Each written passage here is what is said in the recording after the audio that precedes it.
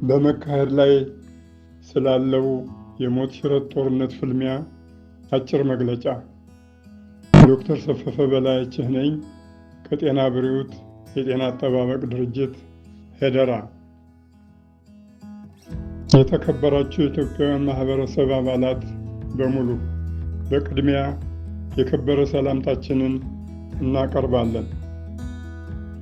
ታሪካዊና አረመኔ ግዙፍ የእስራኤል ጠላት ከሆነችው ከኢራን ጋር ለአንዴና ለመጨረሻ ጊዜ አስጊነቷን ለመሰባበር ታይቶ በማይታወቅ ደረጃና ዘዴ እስራኤል የመረረ ክንዷን በጠላቷ ላይ ያሰረፈች ትገኛለች።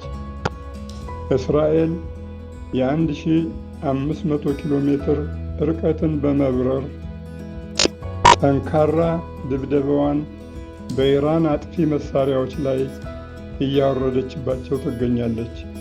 ውድና ብርቅ የሆኑ ጀግኖች የተዋጊ አውሮፕላን አብራሪዎች፣ የተቀናጀው የእስራኤል የጦር ኃይል ክፍሎች የኢራንን መሬት እያንቀጠቀጡት ይገኛሉ። አውዳሚ የጦር መሳሪያዎቻቸውን ዶግ አመድ በማድረግ ላይ ናቸው። ውድ አድማጮቻችን፣ የዚህ ታምራዊ ጦርነት ሂደት ምን እንደሚመስል ሁላችንም እየተመለከትነው እንገኛለን። ነገር ግን ምንጊዜም እስራኤልን የማይረሳት ፈጣሪ አለና በእሱ እርዳታ ሁሉም ነገር በድል እንደሚጠናቀቅ ታላቁን ተስፋ በፈጣሪዋ ላይ ጥላለች። ከዚህ በመቀጠል የዚህ መግለጫ ትኩረት የሆነውን የማህበረሰባችንን አባላት በሚመለከት ያለንን መልእክት ባጭሩ እናቀርባለን። ጦርነት እጅግ አስከፊ የሆነ ሰው ሰራሽ መከራ እንደመሆኑ ጉልበትን ሰባሪ፣ ሀብትን መዝባሪ፣ ከሁሉም በላይ ውድ ሕይወትን የሚቀጥፍ የሆነ መራራ ችግር ነው። ጀግኖችና ቆራጦች ወታደሮቻችን ጦርነትን ፊት ለፊት ተፋጠው እየተፋለሙ ይገኛሉ። እኛ ከቤታችን የምንገኝ የኋላ ደጀን ሕዝብ ግን ጦርነቱን በስጋት፣ በሽብር፣ በፍርሃትና ጥልቅ በሆነ ጭንቀት ይፈታተንናል። ይህም በመሆኑ በጤናችንና በዕለት ከዕለት የኑሮ ስምሪታችን ላይ ከፍ ያለ የስነ አእምሮአዊ ጉዳትን ሊያስከትል ይችላል፣ እያስከተለም ይገኛል። አቅመ ደካማ አረጋውያንና በህመም ላይ ያሉ ወገኖች በአሁኑ ወቅት ከፍ ያለ ተጽዕኖ አለባቸው። እንዲሁም አዲስ ገቢ የሆኑት ወገኖቻችን የእኛን እንክብካቤ በከፍተኛ ደረጃ ይጠብቃሉ። አቅም ያለን ወገኖች ሙሉ ድጋፍ ማድረግ ይኖርብናል። በቤተሰብ ደረጃ፣ በጎረቤት ደረጃ፣ በመንደር ደረጃና በአጠቃላይ እኛ ጠንካሮች ያልተቆጠበ ድጋፋችንን መለገስ ግዴታችን ነው። የጦርነቱን ጉዳት በጥሩ ሁኔታ ለማስረዳት ሀገሪቱ ለዜጎቿ በምታደርገው ድጋፍ ተስፋ እንዲኖራቸው ለማድረግ በርትተን የወገንነትና የመልካም ዜግነትን ግዴታ መወጣት ይጠበቅብናል።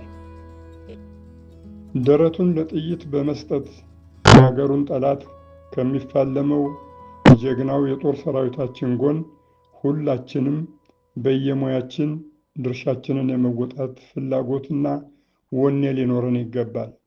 ፍላጎትና ወኔን ተግባራዊ የድጋፍ ስራን በመስራት ማረጋገጥ አለብን። ከዕለታዊ የስምሪት ድጋፍ ጋር አንዱ ዋና ጉዳይ መሆን ያለበት የጤና እንክብካቤ መሆኑ በጉልህ ሊታወቅ ይገባዋል። የደነገጡ፣ ግራ የተጋቡ፣ መሸሸጊያ ቦታቸው ለመድረስ አቅም ያጡ፣ ባለባቸው አእምሯዊ ችግር ለምሳሌ የመርሳት ችግር ያለባቸውን ሁሉ በተለየ ሁኔታ አረጋውያንንም አዲስ ገቢዎችንም ከፍ ባለ ትጋት መርዳትና መንከባከብ አለብን።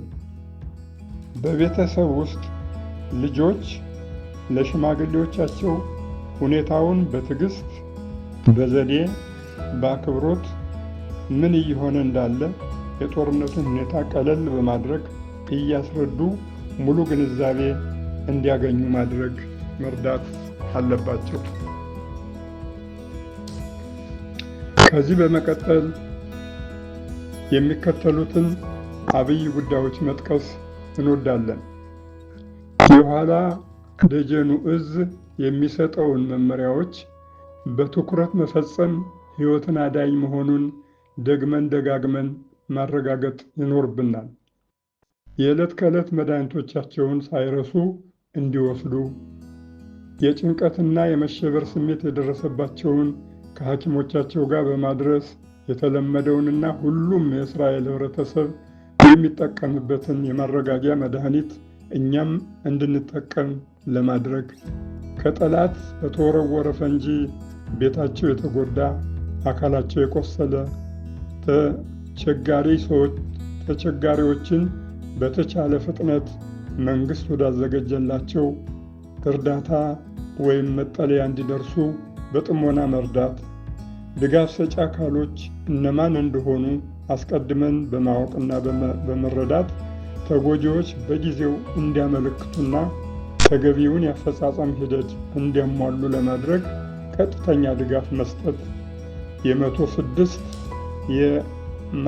የ106 አስቸኳይ የጥሪ መስመርን እንዴት እንደሚጠቀሙበት በጥሞና ማስረዳትና አብረንም ማገዝ፣ ምቹና አስተማማኝ የመከላከያ መጠለያ ወይም መደበቂያ ለማግኘት ሽማግሌዎች ለጊዜው ቦታቸውን ለቀው ወደ ሌላ ቦታ ማለትም ወደ ልጆቻቸው፣ ወደ ዘመዶቻቸው መጠጋት እንዲችሉ ማድረግ፣ ቤቴን አልለቅም በማለት ለሚሉት ቤታቸውን ምንጊዜም ተመልሰው ሊያገኙት የሚችሉ መሆኑን በእርጋታና በጥሩ ሁኔታ ማስረዳትና ማሳመን በመሳሰለው ወቅታዊ ችግር ሁሉ ድጋፍን መስጠት፣ በወጣቶችና በትልቆች መካከል ያለውን ባህላዊ መራራቅ በጥበብና በመግባባት ወጣቱ በብልህነት የሚጠበቅበትን ድርሻውን መወጣት መብቱም ግዴታውም መሆኑን እንዲረዳ፣ በመጨረሻም የጤና ብሪዎት የጤና አጠባበቅ ድርጅት እንደተለመደው በጤና ምክር አመራርና እንዲሁም በልዩ ልዩ በጊሹር አገልግሎቶች እንዲሁም የህብረተሰባችን የጤና መብቶች ምን እንደሚመስሉ እንዲያውቅ ለማድረግ አስፈላጊ የሆነውን አገልግሎት ለመስጠት ዝግጁ ሆነን እንገኛለን። ዋናው ጥሪያችን ወደኛ ደውሉ፣ የምንችለውን ሁሉ ጥረት እናደርጋለን። የስልክ ቁጥራችን 04-632-3544 ነው። ደግመዋለሁ፣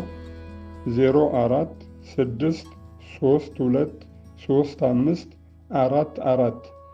ዶክተር ሰፈፈ በላያችህን እንዲሁም ሌሎቹን የመስሪያ ቤታችን አባላት በዚህ ማግኘት ትችላላችሁ። በድል እንድንወጣ ፈጣሪ እርዳን። ታላቅ ጥረት እናድርግ። ሞራላችንን ከፍ አድርገን ይህን የሚካሄደውን ፍልሚያ ከኋላ ደጀን ሆነን አጋዦችም እንድንሆን ራሳችንን ማጠናከር አለብን። ስላዳመጣችሁን በጣም እናመሰግናለን። ሰላም ያርግልን።